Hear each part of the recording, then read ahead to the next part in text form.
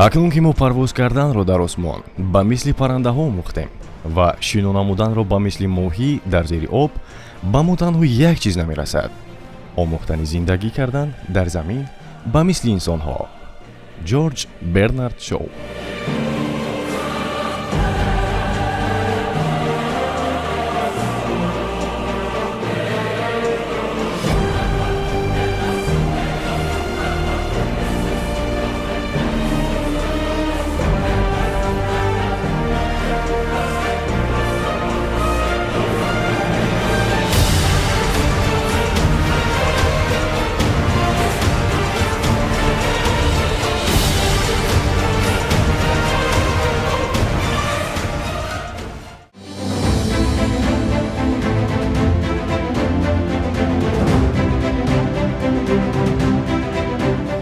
ҳамоно имрӯз мо инсонҳо дар тақдири худ ва дар тақдири сайёраи худ дигаргуниҳои азиме ба вуҷуд овардаем.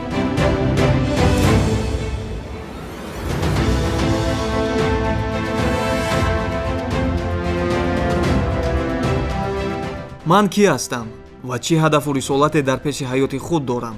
Ин савол хоси тамоми башар аст. мазмуну муҳтавои посухи ин суолро бо як ё ду ҳарфи умумӣ наметавон гуфт. яъне имрӯз ман духтур, ман олим, ман равоншинос, ман муаллим, ман донишҷӯ, ман журналист ва ҳатто ман кайҳонавард дар ҷаҳони ин дунё ва дар ҷаҳони ботинии худ то кадом андоза содиқ буданамро мушаххас накардаам. аз оне ки ман ба атрофиён чӣ манфиат овардаам, таҳдиди ман бештар аст. яъне ман имрӯз баъд аз ихтирои киштии кайҳонӣ ва моҳвораҳо атрофи сайёраи худро пур аз партовҳои кайҳонӣ намудаам, ки баъд аз 40 соли дигар бо ҳамин вазъият ман наметавонам дар ояндаи наздик ба кайҳон парвоз кунам. ва ман имрӯз бо истихроҷи газҳои дуоксиди карбон заминро бо тағйирёбии шадиди иқлим рӯбарӯ кардаам, ки аз дасти ман тамоми башар, ҳатто набототу ҷонварон бо нестшавӣ рӯбарӯ шудаанд.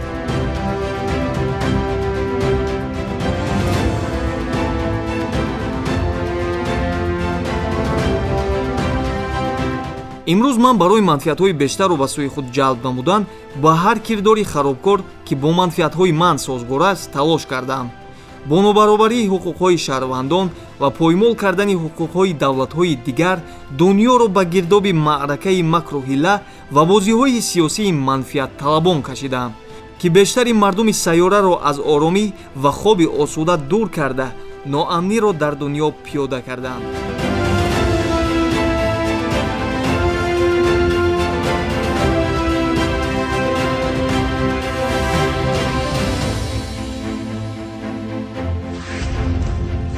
одамон одатан тибқи майли худ рафтор мекунанд ва амали писандидаашонро анҷом медиҳанд. дар акси ҳол кам нафарон таҳаммулпазиранд ва хвостаҳои дигаронро ба назар мегиранд ва танҳо талоши бештари нафарон шароити арзандаи зиндагиро бесарфи назар аз риояи меъёрҳои ахлоқию инсонӣ ба вуҷуд овардан аст, дар ҳоле ки бештари мардум ин гуна рафторро дар ҷамъият фарҳанг ва талаботи имрӯзаи ҷаҳон медонанд.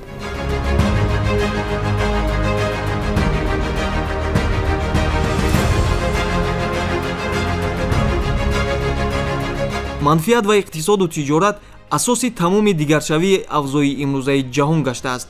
тиҷорати нақлиёти гуногун, телефонҳои ҳушманди ҳамроҳ, компютеру айпадҳо аз сарҳади кишварҳои ҷопону Корея ва Сингапур сар карда, аз Осиёи наздик то Осиёи дур, ба қитъаҳои Амрикои ҷанубиву лотинӣ то марзи Африқо ва кулли ҷаҳон имрӯз ба дастурхони манфиатҳо мубаддал шудааст.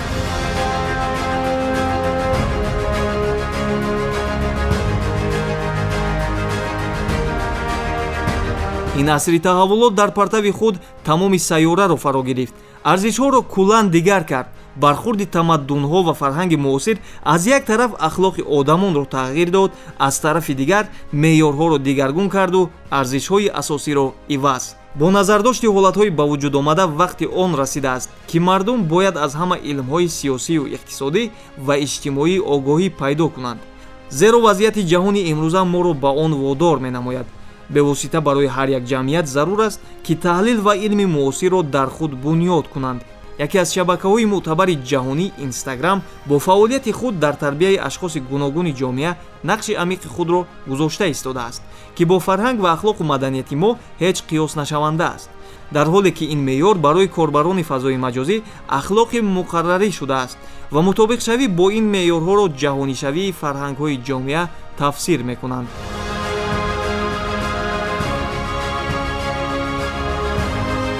ҳадаф аз барномаи мо таҳқиру танқид набуда ҳолати имрӯзаи ҷаҳонро нишон додан аст. сухан дар бораи ин ён чиз не, балки сухан дар бораи мақом меравад. ва сомонаҳои тикток ва инстаграм имрӯз аз тарафи ҷавон духтарон ва баъд аз тарафи ҷавон писарон ба як минбари намоиши фаҳшу бадахлоқиҳо мубаддал гаштааст.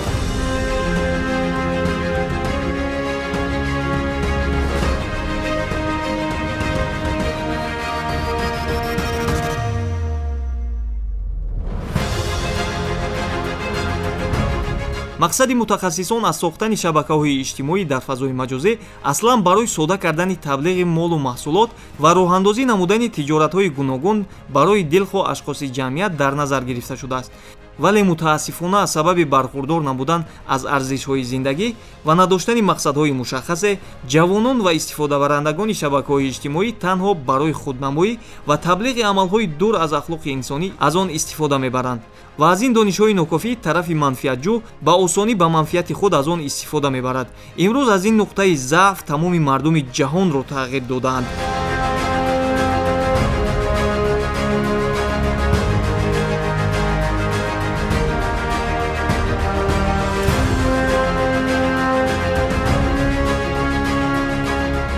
имрӯз рушди технология дар як межа задани инсон тараққӣ карда истодааст. инсоният бо технологияи аррӯза навтарин вохӯрда истодааст ва инсоният ин таъсири бевоситаи худ ба ҷавонон ҳам расонад. гарчанде ки технология чӣ қадар пешравӣ дошта бошад, дар ин мурур мушкилиҳои дигарам аллакай бар рӯи кор омадааст ки таъсире ба фарҳанг. мо махсусан дар самти фарҳанг метавон суҳбате беорӯз он ки дар шабакаҳои иҷтимоӣ вуҷуд дорад, ки он ҷавононе ки имрӯз дар ин шабакаҳо ҳастанд, онҳо чӣ гуна онро истифода мебаранд, онҳо оё ҳақиқатан медонанд ки ба чӣ хотир он технологияро истифода мебаранд. масалан телефони дастӣ, телефоне ки дар даст мобилӣ аст, онро ба хотири гуфтугӯ, вале он на танҳо ба хотири гуфтугӯ аст, он ба хотири истифодаи ҷаҳони муосир аст. ӯ имкониятҳои хеле зиёде дорад. ба ғайр аз оне ки мо самти иттилоотӣ интернет истифода мебарем, боз истифодабарии структураҳои дигаре махсус худро дорад. вале мо вақте ки дар як самт, дар як роҳ ҳастем, истифодаи шабакаи иҷтимоӣ мекунем, ҷавонон ҳатто фирефта мешаванд, онҳо дур аз ахлоқ мемонанд ва ба роҳи бад мебаранд. мо медонем олам ду чизе дорад, мусбӣ ва манфӣ, ва инсоният қабулеро кадом бикунад ва ба чӣ хотир бикунад ва чӣ гуна онро истифода намояд. аз он ҷумла худи технологияи ҷаҳони муосире ки аст, телефони мобилӣ, компютер ва дигар технологияҳое ки имрӯз тараққӣ карда истодааст ва ҳар якон имкони дурусти истифодабарии саҳии ҷаҳони муосир ҳастанд, то битавонем онҳоро бо ҳақиқат ва диди аслӣ дарк бикунем. имрӯз равандҳои ҷаҳонишавӣ ҳасостару нозуктар гардидааст. ҷаҳонишавӣ ба сарнавишти имрӯзу фардои мардум ва кишваримон таъсири рӯзафзун хоҳад гузошт. аз ин рӯ баррасӣ ва дарки мазмуни ҳақиқии ин равандҳо ниҳоят зарур мебошад. ҷаҳонишавӣ аз як тараф сабабгори густариши равобит ва муносибатҳои наздики халқҳо ва кишварҳо бошад, вале аз ҷониби дигар аксаран таҳти таъсири бевоситаи ҷаҳонишавӣ фарқи байни кишварҳои пешрафта ва рушдёбандаву ақибмонда амиқтар шуд. фишор ба сохторҳо ва суннатҳои миллӣ ва фарҳангии халқҳо ниҳоят шиддат гирифт. даъвои бартариҷӯӣ аз ҷониби баъзе кишварҳои пешрафи ин раванд возеҳтар гардид. роҳияи бархурди тамаддунҳо нисбатан тақвият ёфт.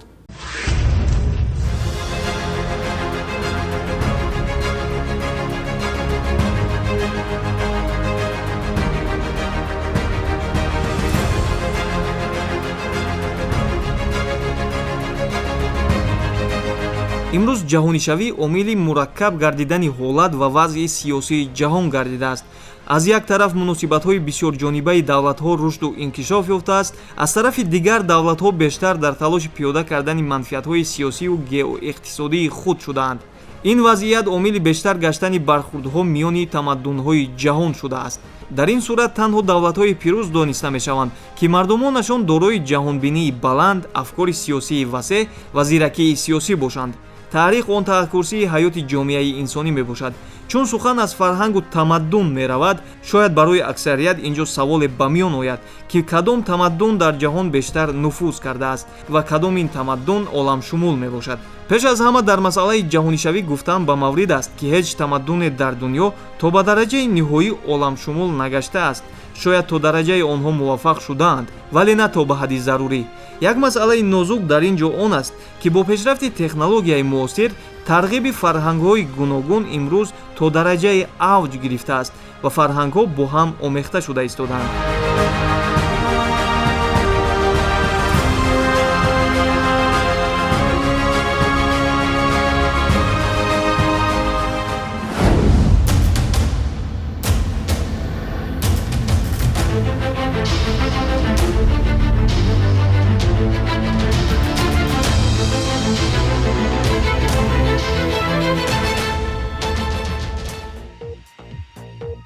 ҷаҳон дар рӯбарӯи таҳаввулотҳои бузург.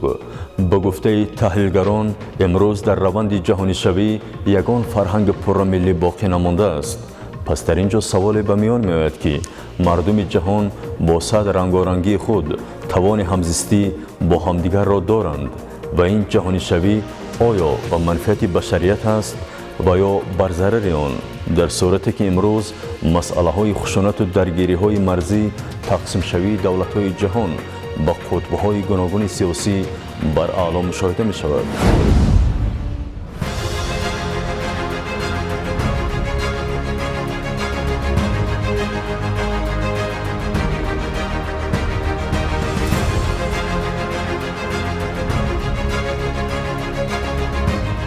дунё тараққӣ карда истодааст ва он тараққиёт новобаста аз мову шумо аст ва тараққиёти ҷаҳонӣ аст ва оное ки имрӯз дар даст иттилоъ доранд соҳиби ҷаҳон ҳастанд ва имкони истифодаи ин иттилоъро ба фоидаи худ кӯшиш карда истоданд. вале дарк бикард, оное мехоҳанд ки кишварҳоро аз байн баранд, давлатҳоро аз байн баранд, ҳатто суст намоянд сиёсати дохилӣ ва беруни он, ба ин хотир пеш аз ҳама таъсири худро ба фаранги онҳо мерасонанд. вақте ки фарангҳо аз байн мераванд, ахлоқҳо коста мешаванд, инсонҳо ҳаёти аслиро аз даст медиҳанд, онҳо дар гумроҳӣ меафтанд.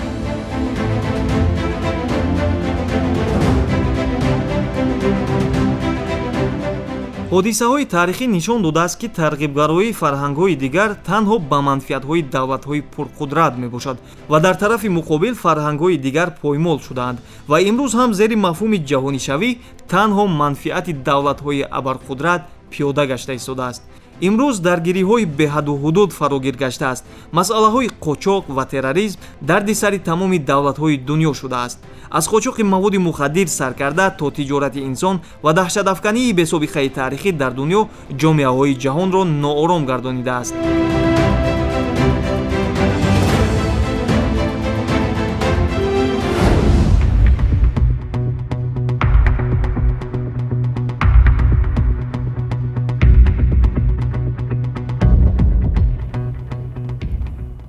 дунёи имрӯз куллан бо қонунҳои дигар чарх мезанад ва ин қонунҳои пинҳонии тарафи дигари китоб аст, ки онро инсонҳои навин эҷод карданду ба василаи он теша ба решаи ҳар миллат мезананд, дар сурате ки худи онҳо бештар таҳаммулгароӣ ва дӯстии мардумонро талқин мекунанд.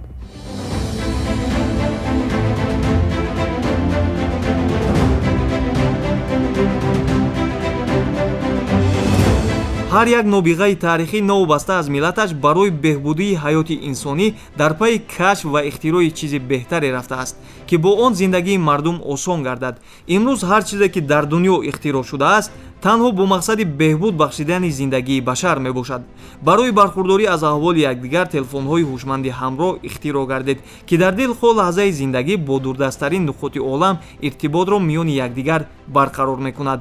телевизион ва радио барои он ки мардум аз зиндагии рӯзмарраи худ огоҳ бошанд ва дастовардҳои инсонӣ ба намоиши ҷаҳониён гузошта шавад. аммо имрӯз афсӯс ки меъёрҳои истифодабарии ин фанновариҳо тағйир ёфтаанду ба ҷанги сеюми беинтиҳои ҷаҳонӣ ихтирооту фанновариҳои илмӣ мубаддал шудааст. ҷангҳои иттилоотӣ имрӯз аз ҳама сардтарин ҷангҳои ҷаҳонро ба миён овардааст.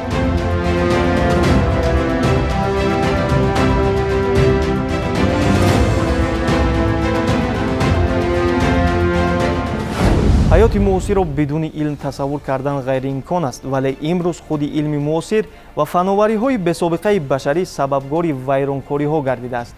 ҳоло илми муосир зиндагии башариятро фаро гирифтааст, ки тавассути он теъдоди мушаххасе аз мардуми ҷаҳон зиндагиро бо майлу рағбати худ сам дода тағйиру аз он истифода мебаранд. сиёсисозии оин, тиҷорат, фарҳанг, ҷангҳои биологӣ дар ин раванд ва қудрат гирифтан дар ин замон тавассути илми муосир сурат мегирад ва дар маҷмӯъ имрӯз дар ҷаҳон як ошӯби азимро тавассути илми муосир офаридаанду камнафарон аз ин равандҳо огоҳии комил доранд. انسان باید ام قدم زمان باشد و انسانهایی که با عقل خود کار میکنند در جهان امروزه در ام قدم زمان بودن هم از تکنولوژی و هم از ترقیات تکنولوژی جهان خیلی خوب بهره‌ور میشن و آنهایی که فریفته میشن آنها نمیتوانند درک این عالم را میکنند و آنها خیال میکنند که تأثیر کشورهای دیگر به آنها رسیده میتواند آنها را برای دیگر می آنها خیال میکنند آن چیز خوب است و همیشه کوشش به سوی آن میکنند، ولی بعد اندیشه میکنند که دیر کردیم، که امروز وقت است تعلیل بکنیم، بیاموزیم و درک بکنیم.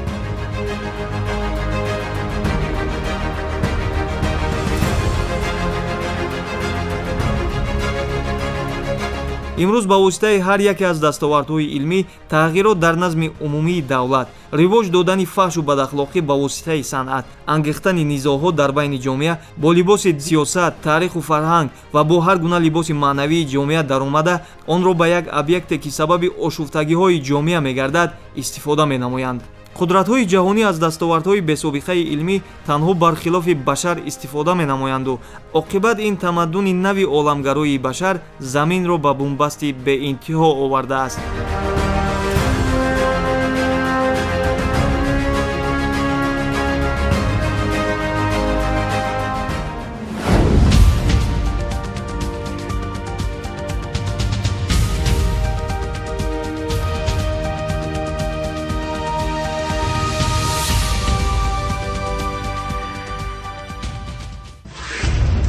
вазъи ҳассоси сиёсиву амниятии ҷаҳону минтақа метавонад ба раванди рушди босубот ва пойдории амнияту оромии ҳар кишваре дар ҷаҳон дар ҳар шакл монеа эҷод кунад.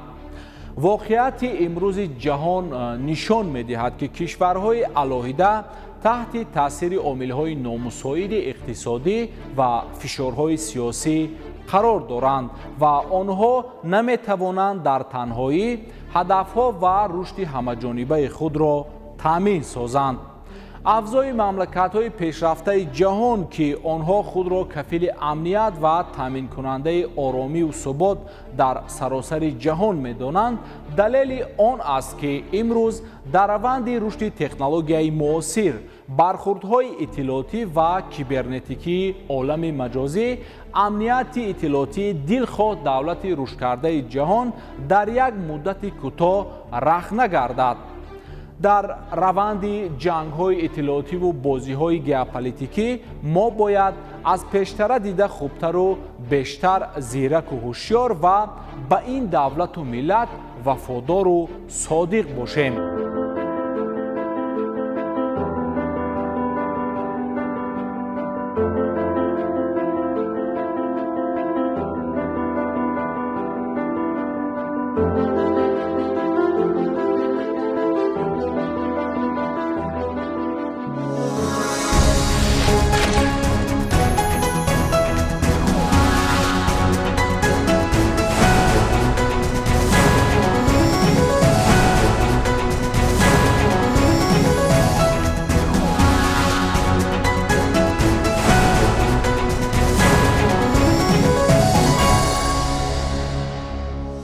таҷриба нишон додааст ки танҳо кишвари дорои иқтисоди қавӣ ва иқтисоди ба буҳронҳои молии ҷаҳониву минтақавӣ тобоваранда метавонад дар ҳалли масъалаҳои сиёсиву иқтисодӣ ва қазияҳои мубрами минтақаву ҷаҳон нақши калидӣ бозад.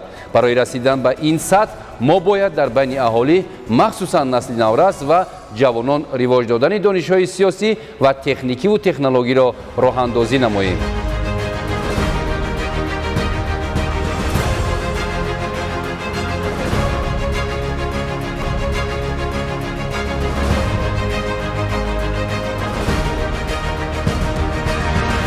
имрӯз ҳадафи зиндагии мардумро чӣ ташкил медиҳад ва зиндагонии мо имрӯз бояд чӣ гуна бошад? оё ҳадаф аз зиндагии мо ба даст овардани тамсили зиндагонии ғарб аст? маълум нест ки мо бо истифода кардани сомонаҳои иҷтимоӣ оё манфиат ба сиёсати имрӯзаи давлату миллат меорем ё ин ки аз рӯи надоштани донишҳои кофӣ танҳо афкори худро мушавваш месозем. афкори ҷомеа сохти сиёсии иҷтимоии давлатро ташкил медиҳад. аз мушоҳидаҳо бармеояд ки имрӯз аз тарзи нодурусти истифодаи шабакаҳои иҷтимоӣ дар кишвар бештар оилаҳои ҷавон пош мехӯранд. таҳлилгарон ба он назаранд ки авзои вобаста метавонад на танҳо сохти зиндагонии иҷтимоии мардумро тағйир диҳад, барзами ин метавонад ҷавононро ба воситаи фазои маҷозӣ берун аз ҳаёти воқеӣ бурда ба зиндагии ғайритабиӣ одат кунонад.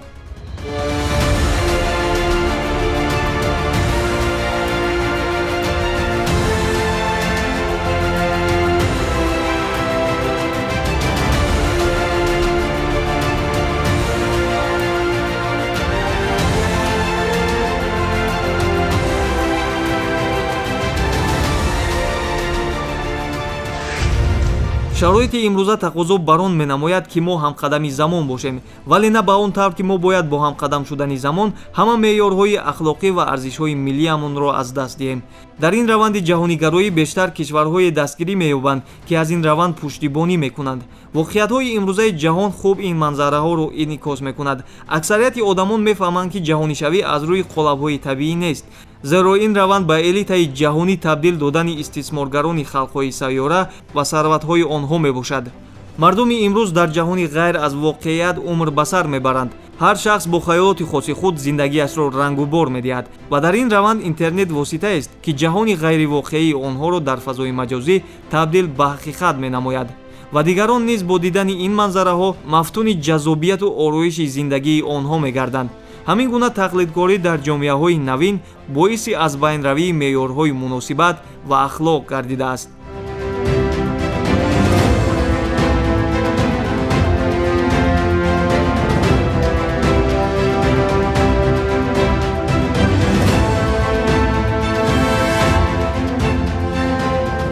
ҳадаф аслии зиндагии инсон ба хотири оянда аст. ҳар як падару модар фарзандеро ба хотири он тарбия мекунад ки фардо ӯ битавонад дар олам, дар дунё, дар ҳастии ҷаҳон мавқеи аслии инсонии худро дошта бошад. вале бубинем, мо аз ин ҳадафҳое ки аслии оянда дорем, пеш аз ҳама фарҳанги миллии худро, он фарҳанге ки замонавӣ аст, он фарҳанги бузурги аҷдодии мо аст, онро бояд аз даст надиҳем. ман дарк мекунам, ҳамеша бузургмарди кишвар, асосгузори сулҳ ва ваҳдати миллӣ, пешвои миллат, ба хотири ояндаи миллат ҳамеша кӯшиш мекунад ки гузаштаи моро эҳьё бикунад. фарҳангҳои мо бояд эҳьё бишаванд ва эҳьёгари аслӣ он аст ки ба хотири мо онро аз даст надиҳем дар вақти замони ҷаҳонишавӣ. ва дар замони ҷаҳоншавӣ бисёре аз давлатҳо забонҳоро аз даст доданд, бисёре аз давлатҳо мавқеъҳои сиёсиро аз даст доданд, ки мо бояд дар ин чиз пеш аз ҳама як сухани пешвои миллат дар дилу дидау гӯши ҳар як шахси кишвар бошад ки зиракии сиёсиро бояд аз даст надиҳем.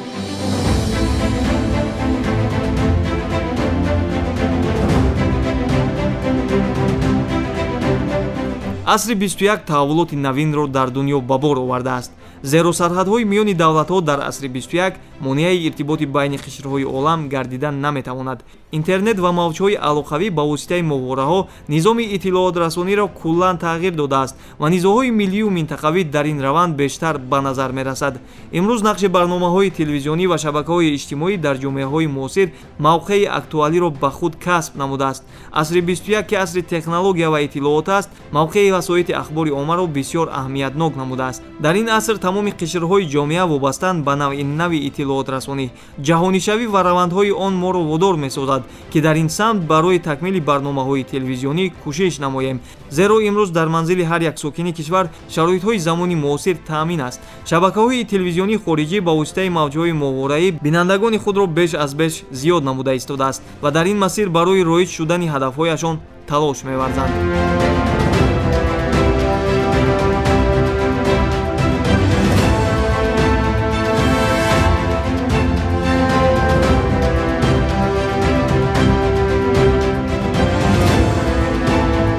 касе ки некбин аст самараи нек дорад. ихтирои телевизион имрӯз ба ман имконият дод ки ман ҷаҳонро аз даричаи чашми худ баҳо диҳам. имрӯз ман ҳамчун як журналисти навтаҷриба аз оҳанги маънии ҳодисаҳои замони нав бо садҳо асрори пурмоҷаро ошно шудам. акнун ман ҳадафҳои мушаххас дорам. касе ки мақсад дорад ба сӯи ояндаи бузург қадам мегузорад.